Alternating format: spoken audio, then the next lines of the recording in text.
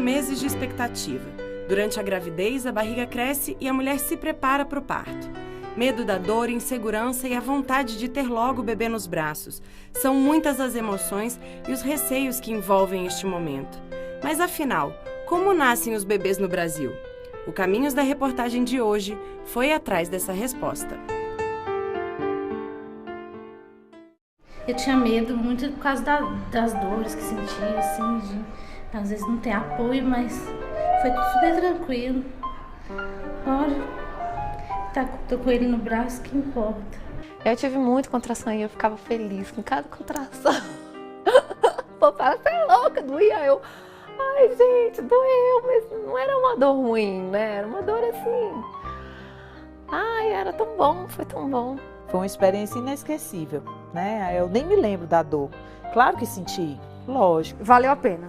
Com tudo isso, acho que a força que eu tive que fazer lá é uma coisa assim, sem explicação, mas que valeu a pena. Eu achei minhas cólicas bem mais fortes do que a dor mesmo das contrações que eu senti. Então foi super tranquilo. Eles teve que correr comigo, minha pressão está muito alta. Aí foi onde eu ganhei cesárea. Mas graças a Deus. Agora é só alegria daqui pra frente. Eu queria cesárea, na verdade, eu não queria sentir dor. Só que o pai convenceu a fazer um natural mesmo, né? Que é sem anestesia, sem nada, né? Foi uma dor, isso que eu falei, uma dor insuportável, mas a gente suporta. Na hora, a gente nem lembra que a gente tá sem roupa, a gente não lembra que tem um monte de gente na sala. A gente quer mesmo que acabe, né? Vanessa, ao longo de toda a gravidez, lia tudo o que encontrava pela frente sobre gestação e sobre parto. Aí eu tava lendo esse livro do Parto Ativo, aí uma menina virou e falou assim, tem um outro livro também aqui, ele é em espanhol, você lê? Eu falei, leia um pouquinho. Aí ele falava da questão da maternidade, né? Que o poder da mulher de gerar e de dar o filho tinha sido tirado das mãos da mulher e passado para as mãos dos médicos. E eu comecei a acreditar naquilo e falei assim, eu quero ter um parto, eu quero ter o meu parto. Eu ia querer chegar e o povo me arrancar de qualquer jeito, ou será que eu ia querer chegar com amor? Quem que eu ia querer que me abraçasse primeiro? O médico cortando ou a minha mãe? Vanessa se preparou psicologicamente para um parto natural, em casa, mas as coisas não aconteceram como ela esperava. Queria ter em casa, mas diante do fato dela estar sentada e dela ser grandinha, era arriscado um parto pélvico desse tamanho. Cheguei no hospital e percebi que as atendentes elas não estavam preparadas para uma pessoa, num hospital particular, chegar em trabalho de parto. E aí elas falaram, não tem obstetra aqui não, vai para outro hospital ali. Aí eu falei assim, não, mas meu médico tá vindo, ele tá chegando. Não, mas eu não posso te internar enquanto não tiver médico. Aí eu falei, moça, eu tô em trabalho de parto. Ela, senta aí, você tá muito nervosa. Eu falei, moça, minha vagina tá abrindo. Como que eu vou sentar?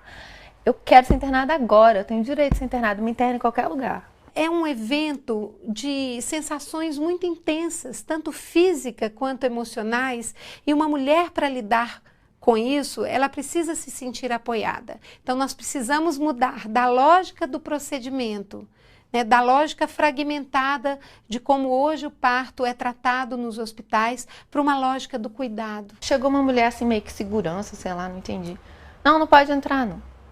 Aí por que não pode entrar? Não, só pode você e um acompanhante, tem que escolher entre um e outro. Falei, eu vou escolher entre minha doula e meu marido? Não tem como, ela faz parte do corpo médico. Aí, corpo médico? Quem é seu médico? Aí falei o nome, pode passar.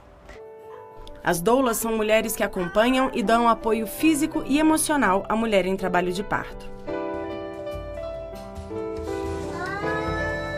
O trabalho da doula é um trabalho de suporte, de acompanhamento à mulher, né, durante o trabalho de parto, às vezes antes disso também, né, e depois no pós-parto imediato. A gente costuma oferecer assim um suporte psicológico, um incentivo, um esclarecimento, uma informação também a respeito das vantagens do parto natural e utilizar técnicas como massagens, indicação de posições, movimentos, de respiração, que possam auxiliar a mulher a ter mais conforto e superar assim a dor, o medo. A mulher, quando chega no hospital, ela tem que entrar acompanhada. acompanhada da pessoa que ela escolheu, seja homem, mulher, companheiro, mãe, vizinho, amiga, né? A pessoa que ela quer, que ela escolheu para estar junto, tá? Isso é uma boa prática. Aí chegou uma mulher com a cadeira de rodas. Na hora que chegou essa mulher com a cadeira de rodas, ela falou, vou sentar aqui. Aí eu, sentar? Não, tudo menos sentar. Eu assim, de bananeira, mas sentada eu não vou. Aí ela, não, mas são procedimentos do hospital que você só pode ir, entrar no centro cirúrgico, né? Se você estiver sentada na cadeira de rodas. Eu falei, pois então eu não vou. Eles botam um pano, né, pra gente não ver o corte e tudo. Assim que tiraram ela e cortaram o cordão umbilical, eu pude dar um cheirinho, né?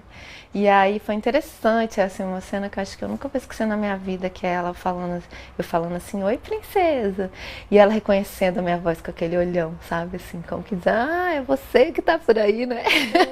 Eu já ouvi essa voz em algum lugar.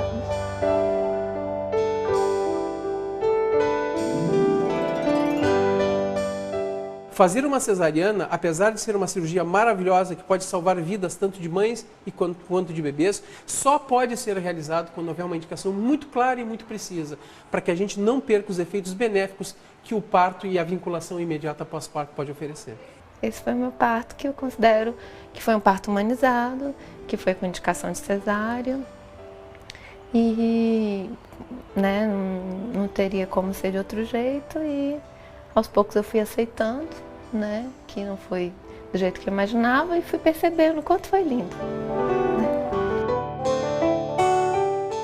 Evidentemente que em algumas circunstâncias onde o desenvolvimento do trabalho de parto se afasta da rota da fisiologia e se aproxima da rota da patologia, onde existe um problema como hipertensão, diabetes, partos obstruídos, evidentemente que numa situação como essa nós lançamos mão de recursos tecnológicos, como a própria cesariana, que é um recurso mais dramático, assim, para salvaguardar o bem-estar da mãe de um bebê. Embora eu acredite na mulher como um direito de fazer uma cesárea, eu acho que ela não teria esse direito por conta de aumentar o risco para ela e para o bebê. Nunca se inventou, através da tecnologia, nenhuma metodologia ou nenhuma estratégia que seja superior ao processo que foi testado na espécie humana por milhares e milhares de anos, que é o processo fisiológico e natural de uma mulher parir o seu filho.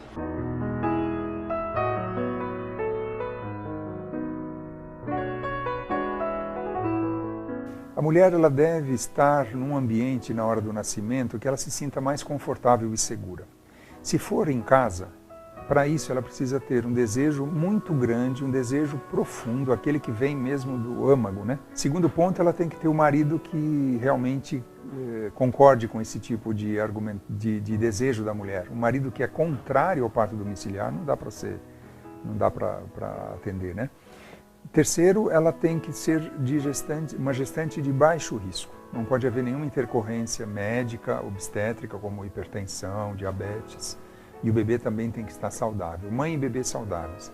E o quarto, ela tem que ter um plano B, um chamado plano de contingência, em que caso haja necessidade de um transporte dessa mulher, que pode acontecer em até 15% a 17% das vezes, ela seja removida para um hospital próximo. É importante que tenhamos em mente que na grande maioria das vezes, em 90% dos casos, uma mulher poderá ter uma gravidez e um parto sem qualquer assistência e sem complicações.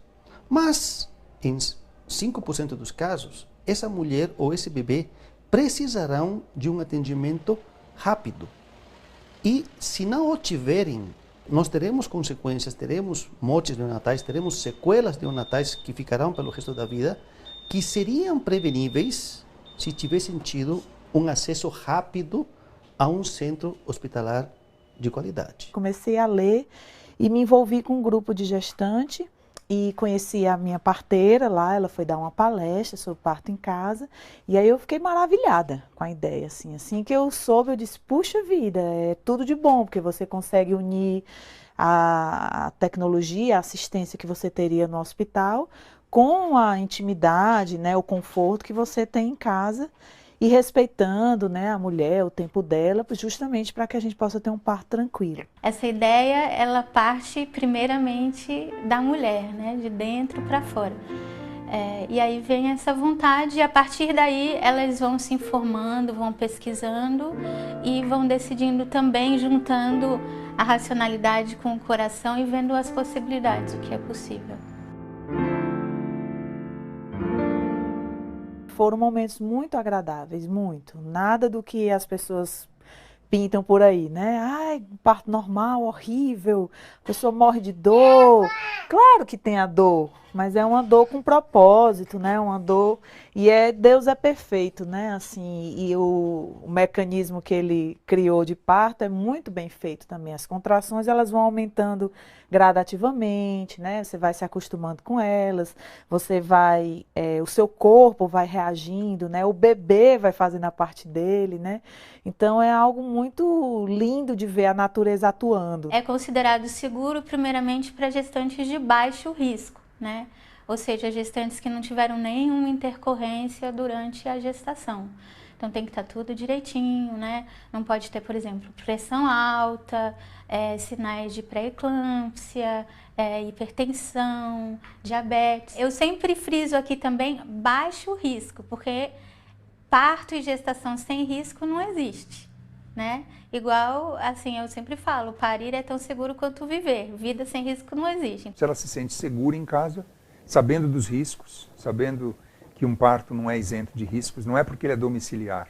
O parto domiciliar não é mais arriscado que o parto hospitalar. Ele tem o mesmo risco, com a vantagem de dar maior satisfação para os casais e que a gente faz menos intervenções, né? Para o homem, então, eu acho assim um momento ímpar, porque normalmente no hospital você diz, peraí, eu vou levar sua mulher, daqui a pouco eu trago sua mulher e seu filho, né?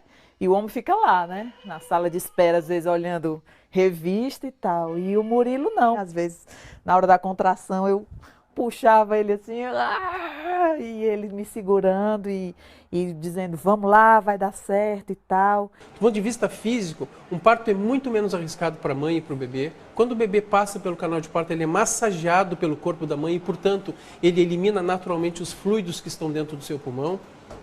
O parto natural, ele não oferece para as mulheres os riscos que uma cesariana vai oferecer através da ruptura de 7 camadas até a chegada no interior do útero para a retirada do bebê. Nós vamos ter menos complicações hemorrágicas, menos complicações anestésicas e menos complicações infecciosas. Eu não tive nenhum tipo de corte no meu corpo, nenhuma intervenção, eu não tomei nada, nem um Tilenol, né?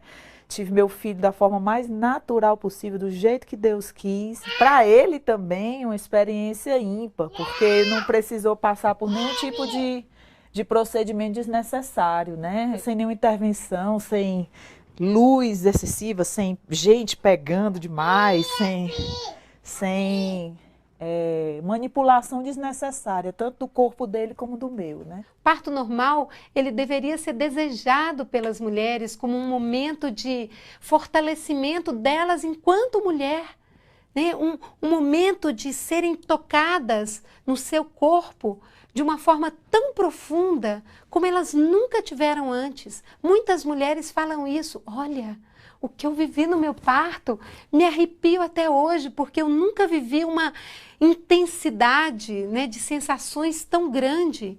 Eu lembro do meu parto como eu nunca lembro de nada na minha vida. Algumas mulheres relatam que após um parto foi quando elas amadureceram sexualmente e passaram a ter orgasmo depois que vivenciaram essa experiência, porque é uma experiência da sexualidade de uma mulher. Essa orquestração delicada do parto é muito bonita e ela é muito interessante e ela não pode ser interrompida por elementos externos como vozes, conversas, luz. A gente tem que ter a mesma sacralidade para o parto como a gente tem para a atividade sexual. A mesma intimidade, o mesmo recolhimento, o mesmo entendimento daquele fenômeno como sendo alguma coisa muito íntima, muito pessoal que não pode ser interrompida e não pode sofrer nenhum distúrbio. A nossa equipe combinou com a Roberta de acompanhar o nascimento do Natanael, seu segundo filho, também em casa. Mas ele não nos esperou, nem a parteira conseguiu chegar a tempo. Esse é o Natanael, que acabou de chegar. Às 6 horas da manhã eu senti um líquido saindo, né, fora do controle. E aí fui no banheiro e conferi, realmente já estava começando, né, o trabalho de parto. O Murilo foi trabalhar e a Luciana, que trabalha aqui em casa, me ajudou a pregar os quadros na parede, que aí eu disse, vai aparecer na televisão, vamos deixar a casa toda bonita, limpa, arrumamos a sala, colocamos a piscina, porque eu queria ter na água, né, o bebê na água, eu só não sabia como é que ia ser, mas eu queria ter na água. E eu entrei no programa no computador, comecei a contar as contrações, e as contrações de 5 em 5 minutos, eu disse, opa, como assim? Contração de 5 em 5 minutos é o final do trabalho de parto, né? E aí fui pro banheiro, tive umas 3 contrações assim, me deu aquela vontade de fazer força, eu vou me agachar e vou pro box. Quando eu abri o banheiro, já tava tendo um parto, né? E eu vi a cabecinha dele saindo, eu lavei minha mão bem rápido e ainda pude segurar ele descendo completo, né? O cordãozinho ficou ainda conectado dentro do corpo dela. A gente costuma dizer, por exemplo, que a gente não faz parto, e quem faz parto é a mulher. Então esse é o verdadeiro protagonismo, e isso é fato, né? A gente está ali para assistir, para auxiliar, para apoiar, mas quem é dona do processo dela é ela. E não tem nada de melhor, né, para uma mulher começar a vida de mãe, né, nessa energia, nessa linha de pensamento. Com a institucionalização do parto, quando a mulher se deslocou do ambiente domiciliar para o ambiente hospitalar, ela foi alijada dessas pessoas que estavam em volta dela, como as amigas, as parteiras, e entrou num ambiente totalmente impróprio, porque é um ambiente frio, um hospital. É o momento em que você deve soltar as mãos e permitir que o fluxo da natureza se processe da forma mais suave e mais adequada possível. E é por isso que nesse momento nós precisamos do incentivo total para a produção e liberação de ocitocina e devemos suprimir o máximo possível a adrenalina. Como é que se suprime a adrenalina? Com o ambiente, com as pessoas, com o companheiro, com o marido, com a doula, que é uma grande incentivadora de ocitocina, com as palavras do médico, com a enfermeira, com a forma como nós tratamos a paciente, sem infantilizá-la, mas sem ser grosseira e dura demais com ela. A ocitocina é conhecida como o hormônio do amor. Ela é responsável pelas contrações do útero durante o parto e ajuda com que o leite flua melhor durante a amamentação. Além disso, a ocitocina está intimamente ligada à sensação de prazer e de bem-estar físico e emocional. E a gente tem que confiar, esperar que a natureza faça o trabalho dela, se capacitar, né, se informar, e o mais é confiar. E no próximo bloco, 1 em cada 4 mulheres sofre algum tipo de violência na hora do parto.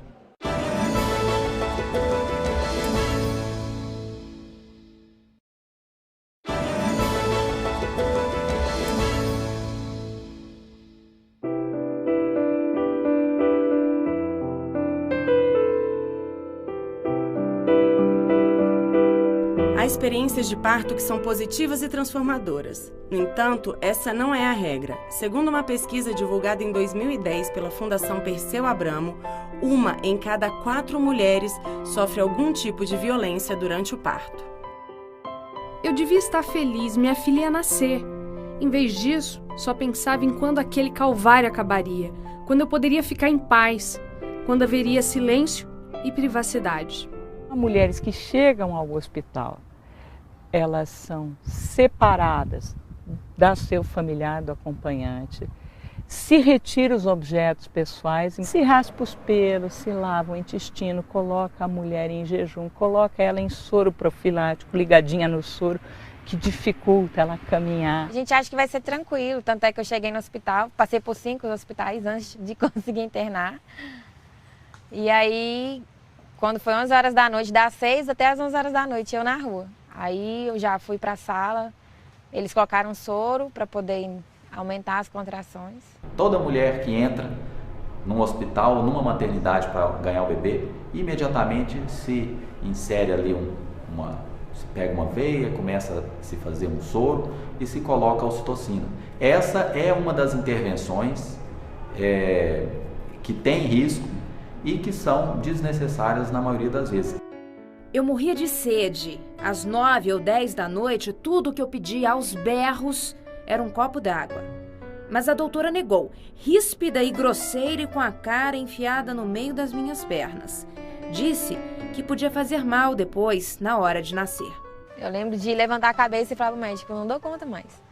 Eu tô cansada, eu tô com muito sono e eu quero beber água. E a sede é terrível, porque mais de 17 horas sem poder beber água é terrível, quase um dia. A mulher deve ingerir líquidos, deve ingerir calorias, né? Alimentação que ela desejar, para que ela tenha força e energia e não entre em hipoglicemia, em desidratação, porque ela está em trabalho de parto. Daí em diante começou a chegar um monte de residente lá no setor, quando foi por volta das 11 horas. Aí fez uma fila, devia ter umas 6 pessoas, querendo saber de quanto, né, de dilatação que eu já estava. Aí veio um, fez o toque, depois veio outro, e eles seguram na barriga da gente. Quando eles sentem a contração vindo, é a hora que eles fazem o toque. Então você já tá lá morrendo. E aí eles ainda vêm e fazem esse bendito toque, que é muito invasivo, assim, para a mulher. Tem estudos que provam que uma mulher pode ser vista por até 12, 20 profissionais durante o seu trabalho de parto e tocada por diversos profissionais. Isso é uma violência contra a mulher, então deve ser abolido também. A mulher deve ter um profissional que fica de forma contínua com ela. Durante lá, na hora do parto, a mesa é muito pequena, muito pequena, muito dura, dela gelada. E muita gente na sala, eu acho que devia ter quase 20 pessoas na sala. Imagina você chegando para o primeiro filho, 18 anos, chegar num quarto em que tem mais 3 ou 4 mulheres que estão em trabalho de parto, às vezes já avançado, onde a intensidade das sensações é outra, né, que só você, quando está vivendo, você é capaz de absorver aquilo. Primeiro que essa prática coletiva, ela hoje é considerada uma das piores coisas para você colocar uma mulher vivenciando trabalho de parto. Segundo, que ela restringe o acompanhante. Não pode acompanhante homem, porque ali está cheio de mulheres.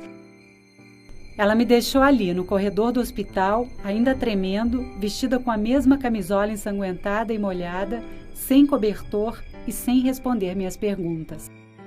Depois disso, me deixaram no corredor, porque não tinha leito para mim.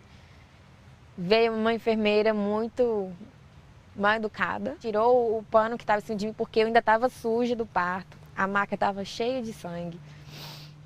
E ela veio apertar para saber se meu útero estava voltando para o lugar.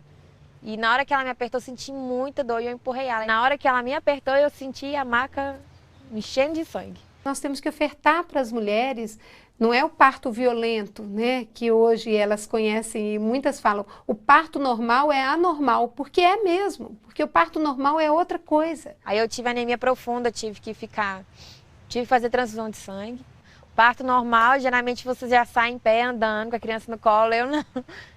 Meu parto normal não foi normal, não. De um lado, no SUS é o parto violento, o parto sem nenhum direito, e do outro lado, na saúde suplementar, no privado, é o parto enquanto consumo da cesárea. E aí nós entramos para 2 vieses que nenhum deles produz coisas boas. Então, humanizar, dignificar o parto no SUS, com tudo que a mulher tem o direito hoje, das boas tecnologias, e ressignificar o parto no sentido na saúde privada, suplementar, como algum evento que seja mais do que consumir uma cesariana de hora marcada. Cesariana não é parto, cesariana é uma grande cirurgia, é uma cirurgia que inclui todos os riscos cirúrgicos, todos os riscos anestésicos, é uma cirurgia que perde o dobro de sangue que um parto normal, é uma cirurgia onde os riscos infecciosos são muito maiores em função de que nós abrimos a cavidade abdominal e expomos toda a cavidade peritoneal dessa mulher ao meio ambiente e, portanto, esses riscos são todos aumentados. São os médicos que são mal remunerados para o parto normal, então eles preferem a cesárea porque você consegue fazer mais cesáreas no mesmo tempo que você faria só um parto, então você ganha mais, né, relativamente. Ele não precisa acordar de madrugada e nem fim de semana, correr o risco de sair do ambiente onde ele está para ir para o hospital. Sua placenta está em grau 3. Eu recomendo que você agende uma cesárea hoje. Seu bebê está bem agora, mas a gente não sabe como vai estar daqui a pouco. E você sabe, seu bebezinho não quer morrer. O Renato, ele hoje está com 8 anos. Então, quando eu tive o Renato, estava com 22. Eu tive uma gestação bem tranquila. Quando chegou no 9º mês, a minha pressão aumentou um pouco, né? E aí, quando foi com 36 semanas, ele decidiu marcar o parto. Naquela época, eu não fui investigar muito, não fui muito atrás de informação. Quando eu fiquei grávida de novo do Emanuel, que agora está com 3 anos, eu decidi pelo mesmo médico, até porque eu naquela época, a impressão que eu tinha é que ele tinha tido uma postura de evitar um risco para mim, para o Renato, né? Ele disse que tudo bem. Perguntei se a gente poderia aguardar o parto normal. Eu fiz várias perguntas para ele, assim, nesse sentido. Tudo ele me indicou de que tudo bem, aguardaria. Eu me senti desrespeitada, essa é a palavra, né? Naquele dia ali, senti assim, a chegada do meu filho no mundo de uma forma assim, de um médico que estava bem mal-humorado, achando muito ruim de ter que esperar. Ele queria mesmo era fazer a cesárea e acabou que virou uma cesárea. Porque eu já tinha dilatação completa, já estava com 10 centímetros de dilatação. O nascimento do Emanuel foi rodeado de uma circunstância que, do meu ponto de vista, não precisava. Se ele tivesse falado para mim, olha, eu realmente prefiro fazer cesárea, vai atrapalhar meu dia, vai atrapalhar meu consultório, eu teria optado por outro médico, né? E não foi assim. A história da Ana é uma história muito bonita. Eu estive com ela na 2ª cesariana dela. E foi assim uma coisa, um acontecimento assim muito traumático, porque ela foi realmente impedida de poder parir o bebê. Ela estava em condições plenamente favoráveis para o nascimento do bebezinho e o médico, por questão de impaciência com relação ao tempo, não permitiu que ela tivesse esse parto normal. Eu lembro que eu cheguei em casa, a Carminha veio me visitar, a minha doula, eu falei para ela, Carminha, agora eu vou ter que ter o 3º, porque eu vou precisar parir, não vou me dar por vencida nessa não. E aí na 3ª gestação dela, ela já se preparou mais, procurou um acompanhamento que fosse favorável a essa possibilidade, né? E a gente compartilhou assim um sentimento de vitória por ela ter conseguido ter esse parto normal, e eu sinto que foi um processo de cura para aquela experiência que foi frustrada anteriormente. Eu vi um programa na televisão que estava discutindo o assunto, e aí vi que existia nos Estados Unidos um novo protocolo médico de que mesmo após 2 cesáreas a mulher deveria ser submetida ao trabalho de parto e ao parto normal, a princípio. Uma mulher que já teve uma cesariana anterior, se nesta gravidez já transcorreram mais de 18 meses, portanto houve completa cicatrização da cesariana anterior, e não persiste a causa que indicou a primeira cesariana, essa paciente deve ser esclarecida de que é absolutamente possível ter parto normal.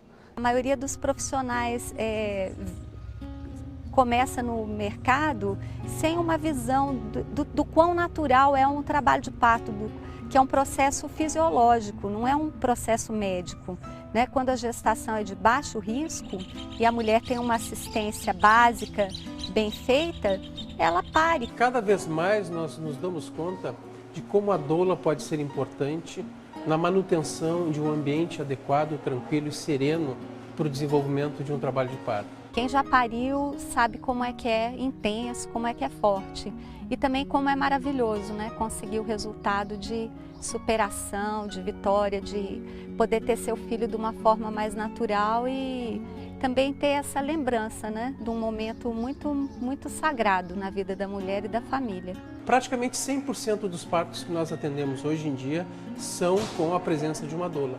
Exatamente por isso, porque nós percebemos que ela facilita muito o nosso trabalho e com isso a gente consegue ter um sucesso muito maior de oferecer para as mulheres a experiência que elas desejam para o nascimento dos seus filhos.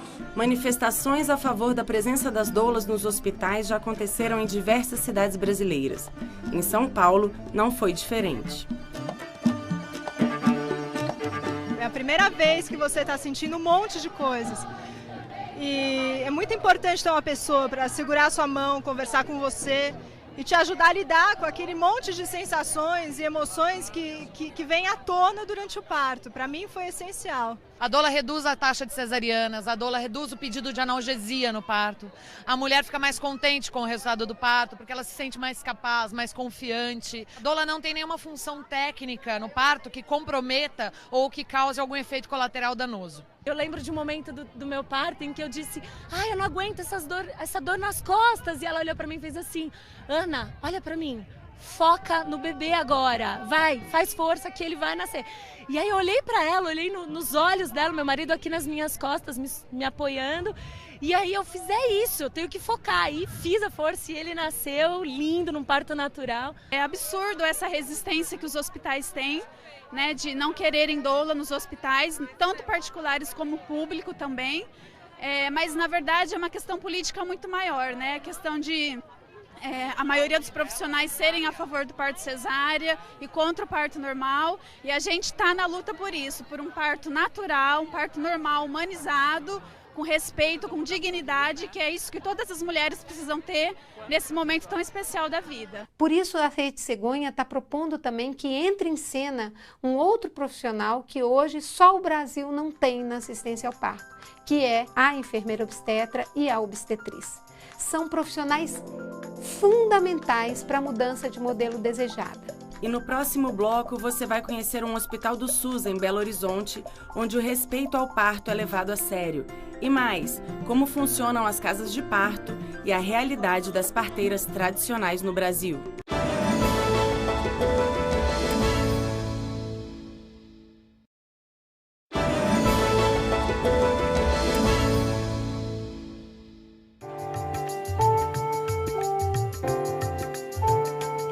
Neste Hospital do SUS, em Belo Horizonte, quem acompanha os partos de baixo risco são as enfermeiras obstetras. Atuamos focados na família, não somente naquela mulher que está ali em processo de trabalho de parto, mas do seu acompanhante, do próprio bebê que está chegando, né, e que precisa de ser acolhido, né, tem as suas necessidades particulares. E eu vejo hoje que o modelo de assistência obstétrica ideal para essa mulher, ele tem a enfermeira obstetra como um membro ativo dessa equipe. A enfermeira obstetra com habilitação para isso, ela tem capacidade para assistir todos os partos de risco habitual. É importante que o médico esteja presente para que ele atenda aqueles casos que saem da normalidade. A presença do médico que tem uma formação de fazer alguma coisa, de intervir, ele pode acabar sendo desnecessário na cena do parto.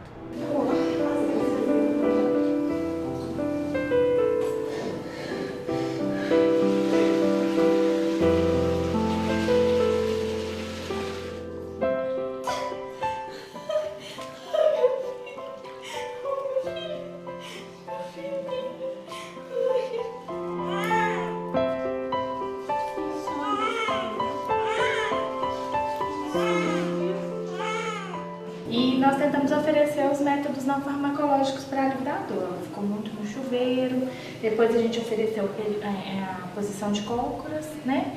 E depois a banheira onde o Juan nasceu. Eu queria agradecer a toda a equipe que me acolheu aqui, ter proporcionado esse momento mais importante da minha vida, que foi o nascimento do meu filho.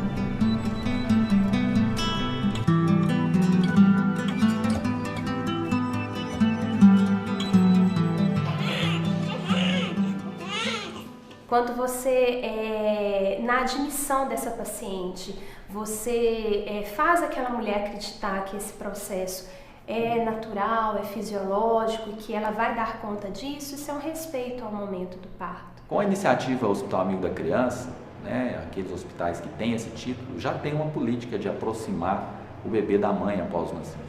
Deixar o bebê despido sobre o tórax também despido da mulher.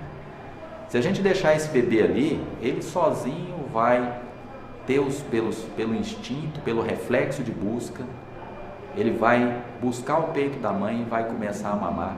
E isso também já tem inúmeros benefícios para esse bebê. Na maioria dos casos, esse bebê deve ser trazido ao colo da mulher, mesmo antes de cortar o cordão, e o contato pele a pele imediato e ininterrupto entre mãe e bebê é uma das ações que mais favorece a saúde dessa mulher e desse bebê, tanto física quanto psíquica. Está provado que a formação do vínculo e do apego é nesse momento. Então, de forma nenhuma, sob nenhuma hipótese, uma criança em boas condições e uma mulher em boas condições devem ser separadas nesse momento. É o bafo da mãe, é a pele da mãe, é a mãe que ele tem que reconhecer primeiro, e não o serviço de saúde.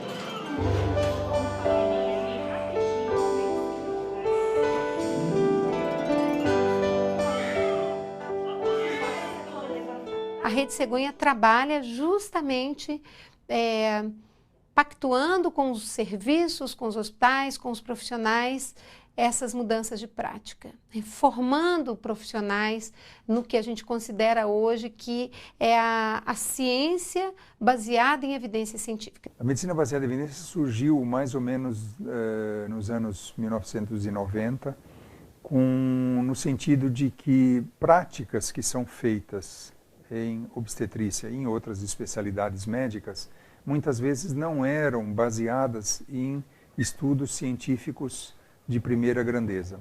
Quando a gente usa uma bola, né, na hora da assistência, quando a gente permite essa mulher deambular, quando a gente permite ela verticalizar no momento do parto, quando você oferece ela um banquinho de parto para que ela tenha o parto na posição vertical, quando você oferece a banheira como um suporte ao alívio da dor. Então, tudo isso já está ali, atrás de todas essas práticas, estudos científicos que embaseiam essa atuação.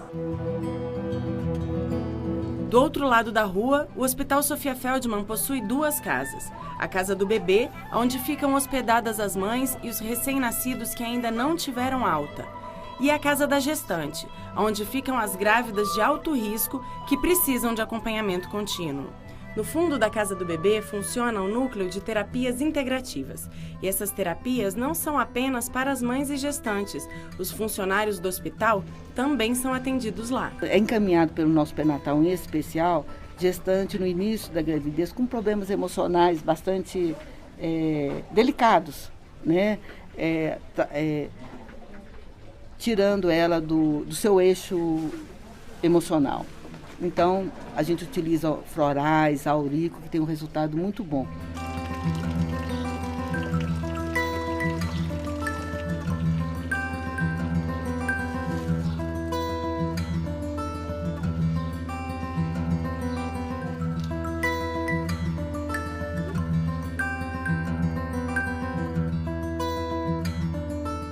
O filho de Patrícia nasceu prematuro quando estava com 32 semanas. Após receber alta da UTI, mãe e filho foram passar uns dias na casa do bebê até que ele alcançasse o peso necessário para poder ir embora. Tive, assim, minha pressão muito alta. Aí quando eu cheguei aqui, já cheguei ganhando ele com a pressão 19. Com as mães que estão com os bebês na UTI, a gente faz primeiro um acolhimento quando elas internam, porque é um momento em que tudo desconstruiu, né? A mulher tinha uma expectativa e aí de repente o bebê vai para a UTI, longe dela, né? São outras pessoas que estão cuidando, vem antes da hora, geralmente. Ai, os dias estão sendo difíceis. Todos os dias, tudo contato, que passa o mais rápido possível. Saudade de casa, meu filho.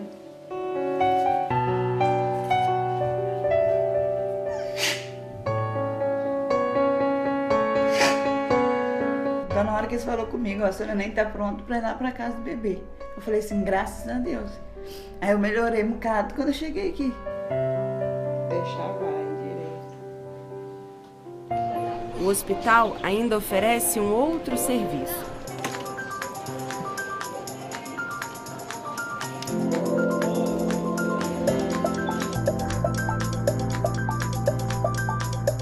A Carla é uma cuidadora. Ela vai na casa das mães para acompanhar os primeiros dias do bebê e se certificar de que está tudo certo com a amamentação. Vai passar, vai ficar uma dor suportável. Eu vou te ensinar umas dicas, umas técnicas, umas mães pra você colocar aí, tá? É paciência e jeito. A mama ela pode estar ferida, ela pode estar em ponto de sangrante. Que quando corrige, a mãe sente dor porque já está ferido, mas em segundos para de doer. A fase do leite são 3 fases. A fase do colostro, a fase que mata a sede do bebê, por isso que bebês não precisam de água. E a terceira fase é a fase da gordura que a gente fala. É o final da mamada. É onde o bebê fica robusto, fica casbola. Porque eles mamaram certo. Se o bebê não mama esse tempo, ele não ganha peso. Aí vai no pediatra, o pediatra prescreve uma coisa que a mãe tem com abundância. O Hospital Sofia Feldman atende uma média de 9.000 partos por ano. A maternidade, que é referência no Brasil, tem recebido cada vez mais partos de alto risco. Aqui nós temos uma taxa de cesárea mais ou menos em torno de 24%. Né? É uma das menores taxas do país. Nós já tivemos taxas até menores, né? Nos últimos 2 anos essas taxas subiram um pouco. Nós passamos a assumir mais casos de alto risco. Segundo a ANS, Agência Nacional de Saúde Suplementar, o Brasil tem uma das maiores taxas de cesarianas do mundo. No SUS, a porcentagem chega a 27,5%, enquanto que nos hospitais privados, a taxa se aproxima dos 80%. Segundo a Organização Mundial de Saúde, esses índices deveriam ficar em torno de 15%. Infelizmente, a assistência obstétrica no nosso país, ela é assim. Ela é moldada para que a mulher obedeça regras que são impostas e estabelecidas, né, pelos serviços de saúde. Infelizmente, regras que fizeram com que a assistência obstétrica virasse o que virou hoje, um comércio. A quem serve a cesárea eletiva da forma como ela vem sendo feita? Serve a mulher? Não, não serve a mulher. É bom para o bebê? Não, não é bom para o bebê. É bom para o profissional médico? Parece que sim. Até 2014, o Ministério da Saúde vai investir 165 milhões e meio de reais em centros de parto normal, como a Casa de Parto de São Sebastião, no Distrito Federal. Quando você está dentro de um hospital, você tem uma demanda muito maior de pacientes, né? Num centro de parto normal, você tem um volume menor. Com um volume menor, com certeza você consegue acompanhar com mais qualidade, com mais cuidado cada mulher. Nós não precisamos ter regras tão rígidas, porque você não está dentro do ambiente hospitalar. Eu não tenho um centro cirúrgico aqui dentro. Eu só tenho mulheres, né, para parir naturalmente. A gente escuta a mulher, as queixas da mulher, o que ela quer, a posição que ela quer parir. Tá? O que ela quer? Ela quer se alimentar? O que ela quer se alimentar? Ela quer andar? Ela quer ficar deitada? Ela não quer fazer nada disso? Então a gente escuta muito a mulher. Eles encheram a banheira, eu tomei um banho enquanto a banheira estava enchendo e deixei a água morna cair nas costas, que aliviou bastante as dores. E eu comecei a andar também para facilitar na hora do nascimento dela. Depois do parto ela ficou comigo uma hora, né, que a enfermeira falou que era bom, ela sentiu o calor da mãe, né? O contato pele a pele, bebê e mãe, ele é essencial e nós aqui fazemos mesmo. Nasceu, fica com a mãe, tá? Aconchegado, recebendo o calorzinho da mãe, isso é muito importante para o bebê. Ela tem que saber qual é a melhor posição, né? Se ela quer ficar deitada, agachada, de cócoras, né? Você tem que atender às necessidades dela. Estamos presentes ali sempre, o tempo todo ao lado dela, né? Para fazer essa assistência, mas quem vai parir é ela. Ela tem que ter esse empoderamento, né? Acreditar que é ela, é para ela.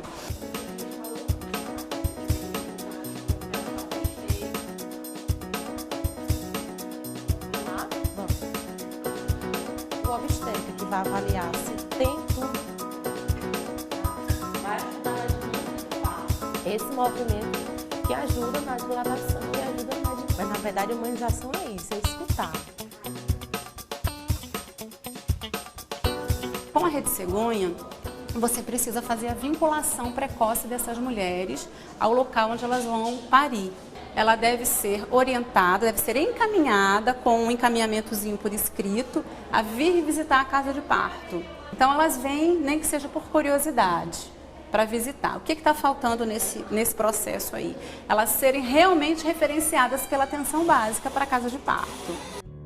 Existem centenas de municípios em todo o Brasil que não possuem hospitais nem casas de parto. Então, como nascem as crianças no interior do nosso país? Um dos modelos né, que a gente tem no Brasil de assistência obstétrica é o modelo comunitário, né, da assistência obstétrica. São famílias que têm como tradição nascer e morrer em casa, né? Seja famílias de tradição indígena, seja família de tradição negra, ou populações que moram à beira do rio, né, populações que moram em distâncias dentro dos sertões. Eu acho assim, da maneira que eu chego lá e vejo as famílias pobres, né? Que não tem quem faça nada, que nessa mulher mesmo, que não tem ajuda. Quando eu terminei de fazer o parto dela, eu tive que sair para arrumar lençol para ela. Ela não tinha lençol, não tinha bacia para dar banho na criança, não tinha sabonete, não tinha fralda. Então eu tive que sair na comunidade pedindo as coisas para ela. No Brasil todo, a gente tem em média 35 mil, 36 mil partos domiciliares, segundo o sistema de informação. Desses partos domiciliares, mais da metade são assistidos por parteiras tradicionais. A ONG Grupo Curumim, coordenada por Paula Viana, defende o fortalecimento da cidadania das mulheres. Entre outras ações, a ONG luta pelo reconhecimento do trabalho das parteiras tradicionais pelo SUS, para que elas possam, inclusive, receber pela assistência ao parto em locais remotos. Se essa parteira que tem uma influência naquela comunidade, se ela é reconhecida como uma liderança importante, como uma profissional, né, do parto comunitário, ela tem que ser integrada aos serviços de pré-natal, ela tem que ter apoio no caso de complicações, ela tem que ter o próprio material e ela tem que receber por isso. A parteira precisa de material, apoio e salário digno. Escova e bacia. Balança e pinar. Gás e álcool. Água e sabão. Luva. Tesoura e cordão. A mulher que é atendida nas comunidades pela parteira é uma mulher que se iguala àquele status econômico, social da parteira. Elas comungam das mesmas condições de vida, né? A parteira, ela, naquele momento, ela é o porto seguro da mulher, né? Essa relação de confiança é importantíssima para que um parto se desenvolva fisiologicamente. Na comunidade, a parteira é tudo. Guarda os costumes e as tradições. É médica, enfermeira, assistente social e psicóloga. E ainda assiste o parto. Então, há um risco realmente da diminuição das parteiras. A gente vê, né, as parteiras ficando velhinhas, estão morrendo, né, estão ficando doentes, estão ficando cansadas. As mais jovens, é difícil hoje em dia, as mais jovens quererem seguir aquele ofício, que é um ofício de dedicação, né, de muito provação. Para ter criança, eu dou um café bem quente. Bem quente, aí para fortalecer as contrações. São fontes inesgotáveis de sabedoria, da preservação, da cultura local, da cultura da família, né? Então, assim, elas sabem disso. Tem muita coisa que a gente aprende com elas. Por exemplo, elas massageiam o períneo com óleo quente. Quando a mulher tem muita dificuldade, está com o canal do parto muito apertado, elas ensinam para a gente fazer uma massagem com óleo. Elas usam óleo de sebo de carneiro, óleo de copaíba. Quando a gente corta o umbigo também, a gente corta e passa aquele sangue do umbigo na boca. Porque esse é um ritual também que a gente faz, que é para a criança, quando for crescer, não ter sapinho, não ter ferida na boca. Pergunto a ela o que ela quer que eu faça com a placenta, se eu enterro no quintal dela, se ela vai enterrar no meu quintal. O meu quintal é um cemitério de placenta. Porque tem muito. O parto não é um risco de morte, não é um risco de vida.